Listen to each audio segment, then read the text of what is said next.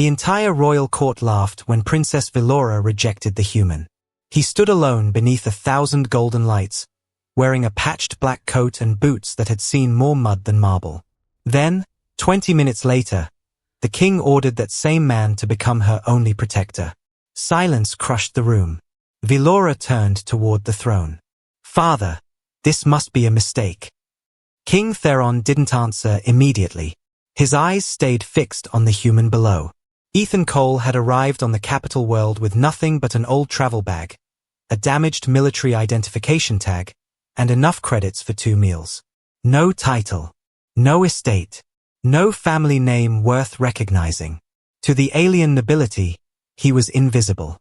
To Velora, he was worse. An embarrassment. Earlier that evening, when tradition required her to consider candidates from allied worlds, Ethan's name had somehow appeared among princes, admirals, and heirs to entire star systems. She had barely looked at him. "A human," she'd said coldly. "I would rather protect myself." The nobles had laughed. Ethan hadn't. He simply bowed once and stepped back. Now King Theron rose from his throne. 3 assassination teams have entered this city. The laughter vanished. One of them reached the palace yesterday. Velora's expression changed. Her father continued. Every royal security system failed to detect them. Then he pointed at Ethan. He didn't. A murmur swept through the chamber. Velora stared at the human for the first time. Really stared. There was no anger in his face. No satisfaction. No wounded pride. That disturbed her more than hatred would have. From this moment forward, the king said, "Ethan Cole remains at your side." Velora stepped forward. "I refuse." Ethan finally lifted his eyes. At that exact moment, a tiny red light appeared on the marble pillar behind her. Ethan moved first. He slammed the princess to the floor as the royal court exploded into chaos. And somewhere above them, a sniper fired. The sniper's shot never reached the princess. It struck the marble where her head had been less than a second earlier. And for the first time in her life, Velora understood that someone truly wanted her dead. The throne hall became a storm of shouting guards and sealed doors. Royal soldiers rushed toward balconies, scanning for the attacker, but Ethan stayed low beside her. "Don't move." Velora's eyes flashed. "You do not command me." "Then consider it a suggestion from the man who just saved your life." Before she could answer, Ethan pointed toward a service arch behind the throne. "The shooter wasn't trying to kill you." She stared at him. He wanted everyone looking up. A second later, alarms screamed from the eastern wing. The assassin had never been alone. That was the moment the Empire's confidence began to crack. For centuries, the kingdom of Asteron had believed itself untouchable. Its cities floated above silver oceans. Its warships guarded 12 star systems. Its royal bloodline had survived invasions, rebellions, and dynastic wars. But power had made the court predictable. Every entrance was scanned by machines. Every guard followed a ceremonial pattern. Every noble trusted technology to notice danger before danger noticed them. Humans were different. Ethan trusted doors that were too quiet. Footsteps that didn't match the crowd. Servants who carried trays with the wrong hand. And now he was the only person the king trusted near his daughter. Velora hated that fact. The following morning, she found Ethan standing outside her chamber. "You're blocking the view." "I'm supposed to." She walked past him without slowing. "Keep your distance." He followed exactly 3 steps behind. Not 2. Not 4. 3. By noon, she had tried changing routes through the palace, entering private gardens, and dismissing her attendants early. Ethan was always there. Silent. Watching. It infuriated her. But it also made her notice things she had never seen before. He never sat with his back to an open doorway. He counted guards without moving his lips. He checked reflections in glass walls instead of turning his head. And whenever someone approached her too quickly, his entire posture changed. Not dramatically. Just enough. Like a weapon coming off safety. 3 days after the attack, a palace courier arrived carrying sealed medical supplies for the princess. The scanners approved him. The guards knew his face. His documents were perfect. Ethan stopped him anyway. Open the case. The courier smiled nervously. Royal clearance. Open it. Velora stepped forward. He serves my family. Ethan looked at the man's hands. Then why are his fingerprints burned off? The courier moved. Ethan moved faster. The struggle lasted 4 seconds. When it ended, the courier lay unconscious, and inside the medical case was a device capable of poisoning the entire royal wing. Velora said nothing for a long time. That night, she stood alone on her balcony, staring across the glowing capital. Ethan remained near the doorway. Why are they trying so hard? She asked quietly. To kill you. She nodded. Ethan's expression hardened. I don't think they're trying to kill you. Velora turned. Then what are they doing? He looked toward the dark palace towers. Testing me. And somewhere deep beneath the royal palace, another assassin received a message. The human has noticed. Proceed to phase 2. The first assassin had tested Ethan's reflexes. The second had tested his judgment. The third wanted to know how far a human would go before he finally broke. Princess Velora learned the answer 2 nights later. A diplomatic banquet filled the Hall of Stars with music, crystal lights, and enough armed nobility to start a war. Ethan hated it immediately. Too many entrances. Too many servants. Too many people pretending not to watch the princess. Velora noticed his expression. You look miserable. I look employed. That bad? Worse. For the first time, she almost smiled. Then Ethan's eyes shifted toward a musician near the eastern wall. Nothing obvious. The alien was playing the correct notes. Wearing the correct uniform. Standing exactly where the royal schedule placed him. But Ethan stared anyway. Velora followed his gaze. What is it? The rhythm. She frowned. His playing correctly. Exactly. Ethan stood. Every other musician was reacting to the room. Their timing changed slightly whenever servants crossed near them or nobles passed too close. This one didn't. He wasn't listening. He was counting. Ethan crossed the hall slowly. The musician's hand moved toward his instrument case. Ethan threw a dinner knife. The blade struck the man's wrist before he could trigger the hidden device inside. The banquet erupted. Guards rushed in. Nobles screamed. And Velora remained perfectly still, staring at Ethan. Later, in the secure corridor beneath the royal wing, she finally asked the question she had been holding back. How do you see these things? Ethan kept walking. I pay attention. That isn't an answer. It's the only one I have. Velora stopped. So humans are simply more observant. Ethan turned. No. His voice was quieter now. We're scared. She blinked. That was not the answer she expected. Ethan leaned against the stone wall, studying the empty corridor behind them. Most species built civilizations after dominating their environments. Humans didn't. He looked back at her. Everything on our world tried to kill us. Velora almost laughed, but his expression stopped her. Predators. Disease. Weather. Other humans. We were slower than some animals, weaker than others, and born without claws, armor, or venom. Then how did you survive? We noticed things. The answer landed harder than any boast could have. Ethan continued walking. A branch moving against the wind. Birds suddenly going quiet. Tracks that disappear for no reason. Someone smiling while their hand moves toward a weapon. Velora followed more slowly now. You make fear sound like a strength. It can be. He glanced at her. If you don't let it control you. That was the first time Velora began to understand him. Alien warriors were trained to hide pain. Humans expected it. Royal guards were taught exact formations. Humans abandoned plans the moment reality changed. Asteron's soldiers considered retreat dishonorable. Humans considered survival useful. And Ethan survived everything.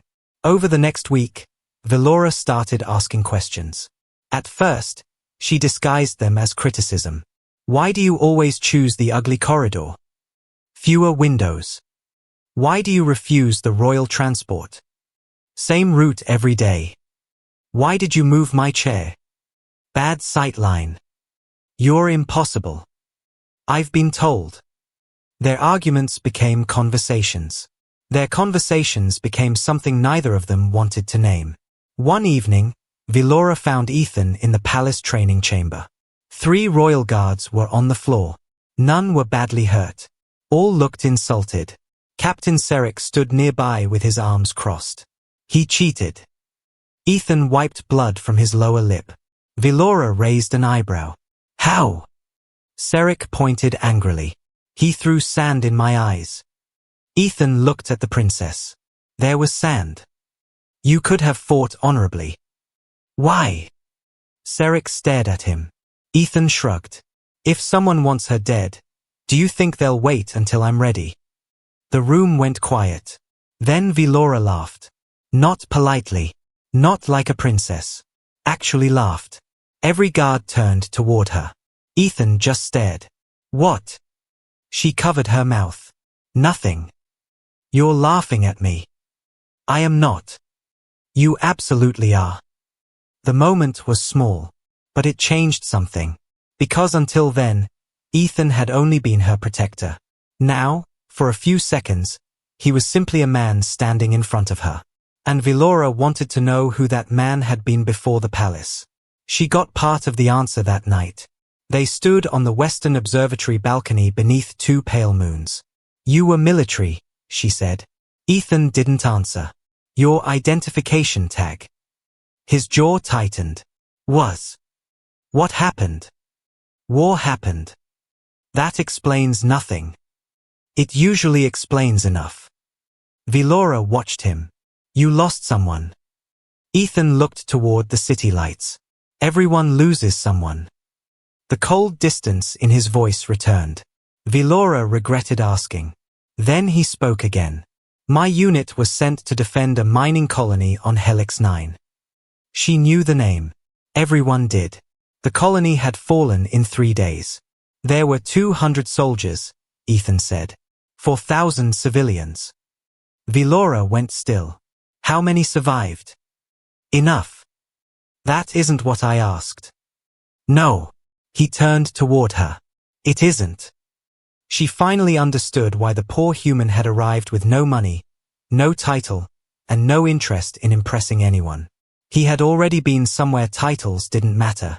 Somewhere survival stripped everything down to a single question. Who stays when everyone else runs? The next morning, Velora defended Ethan publicly for the first time. A noble demanded his removal. She refused. The court went silent. So did Ethan. But across the chamber, an old advisor watched them with growing concern. Because the assassins had failed to separate the princess from her protector. Something worse had happened. She had begun to trust him. Hours later, Ethan entered Velora's private study and locked the door behind him. She looked up. His face was different. Hard. Controlled. Dangerous. What happened? He placed a stolen access seal on her desk. Velora recognized it instantly. Her expression drained of color. That belongs to the Royal Council.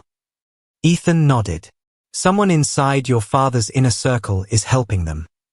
Velora stared at the seal. Then at him. Who? Ethan's answer came softly. That's what scares me. He looked toward the locked door. I think it's someone you trust. The betrayal came from inside the throne room. Not from a servant. Not from a frightened noble. From Captain Saric. The same man who had trained beside Ethan. The same man who had mocked human tactics. The same man trusted with control of the palace guard. Velora froze as Saric raised his weapon. Around them, half the royal soldiers turned their rifles toward the throne. The other half hesitated. That hesitation killed them. The first shots shattered the ceremonial hall. Ethan moved before anyone understood what was happening. He grabbed Velora by the arm and dragged her behind a marble pillar as plasma tore through the space where she had been standing. Stay behind me. Her voice shook. Saric. I know. He served my father for 20 years. Then he had 20 years to plan this. Another explosion rocked the hall. The palace lights died. Emergency red flooded the chamber. And suddenly, the greatest royal army in 12-star systems became blind. Ethan didn't. He listened. 3 footsteps on the left. 1 above. 2 moving behind the throne. He stepped into the darkness and fired twice. 2 attackers dropped. Velora stared. How can you see them? I can't. Then he moved again. That answer terrified her more than the gunfire. Seric's voice echoed through the hall. Give us the princess, human. You were never meant to survive this. Ethan checked his weapon. 4 rounds. Too many enemies. 1 frightened princess. Bad odds. He smiled. Human odds. He pushed Velora through a side passage just as enemy soldiers stormed the chamber. They ran through burning corridors, past shattered statues and fallen guards. Then the passage ahead sealed. Behind them came armored footsteps. Velora turned toward Ethan. We're trapped. No. He looked up. Above them was an ancient maintenance shaft barely wide enough for 1 person. You're going through. And you. I'll slow them down. Velora grabbed his wrist. No. It was the first command she had given him that sounded like fear instead of pride. Ethan looked at her hand. Then at her face. You rejected me in front of an entire empire. This is not the time. You called humans weak. Her eyes filled with anger. Ethan. He almost smiled. Good. Stay angry. Climb. She refused to move. I'm not leaving you. The footsteps grew louder. Ethan pulled her closer. For once in your life, princess, trust the poor human. Something in her expression broke. She climbed. The moment she disappeared into the shaft, Ethan turned toward the approaching soldiers. 5. Then 7. Then 12. Seric stepped between them. You cannot stop an empire. Ethan lowered his stance. No. He looked toward the ceiling where Velora had escaped. But I only need to stop you. And then the human attacked. Ethan should have died in that corridor. 12 soldiers surrounded him. Captain Seric watched from behind them, already smiling like the throne belonged to him. Then the lights failed completely. For 3 seconds, there was only darkness. And screaming. When the emergency power returned, 5 soldiers were down. Ethan had taken 1 rifle, broken another, and vanished behind the smoke. Seric's smile disappeared. Find him. Too late. Ethan was already moving through the lower passages, bleeding from his shoulder, following the only route that mattered. The route back to Velora. Above him, the palace was collapsing into civil war. Loyal guards fought traitors in the courtyards. Royal ships lifted from their platforms. Emergency broadcasts warned citizens to remain indoors. But Velora ignored every order. She had reached the upper observatory. She was safe. She turned back anyway. When Ethan finally entered the Hall of Stars, he found Seric waiting beside the throne. Velora was there too. She had returned with the surviving loyal guard. Seric laughed. You came back for him. Velora stepped beside Ethan. No. Her voice carried through the ruined hall. I came back with him. For the first time, Ethan looked surprised. Seric raised his weapon.